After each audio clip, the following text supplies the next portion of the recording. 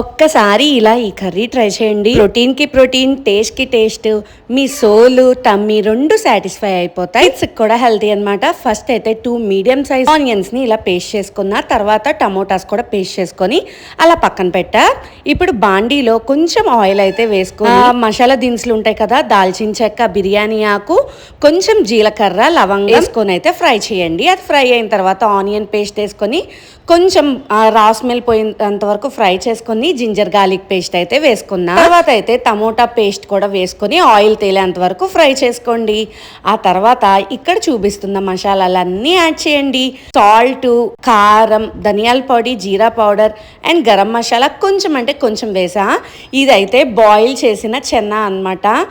కాబూలీ శనగలు అంటారు కదా, దాన్ని బాయిల్ చేసుకొని కొన్ని కావాలంటే మిక్సీ వేసుకోవచ్చు, లేకపోతే నేనైతే ఇలా స్మాష్ చేసేస్తున్నాను. కొంచెం స్మాష్ అయితే ఫ్లేవర్స్ దిగుతాయి కదా. ఆ తర్వాత 2 బంగాళదుంపలు అయితే నేనైతే బాయిల్ చేసుకొని స్మాష్ చేసి పెట్టాను. ఈ గ్రేవీకి సరిపడా అయితే కొంచెం వాటర్ అయితే వేసుకొని మూట పెట్టి బాయిల్ అవనివ్వాలి 10 మినిట్స్. ఆ తర్వాత టేస్ట్ని మొత్తం బ్యాలెన్స్ చేయడానికి అయితే నేను కొంచెం షుగర్ వేసాను. మీకు కనుక వద్దకపోతే స్కిప్ చేయొచ్చు. 2 రెమ్మల చింతపండు అయితే నానపెట్టి దాన్ని గుజ్జు తీసి అయితే వేసాను అనమాట. కొంచెం ఆ ట్యాంగీ టేస్ట్ ఉంటే చాలా ఎమ్మీగా ఉంటుంది.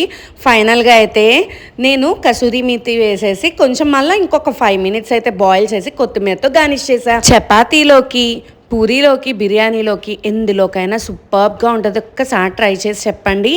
వీడియో నచ్చితే లైక్ చేయండి.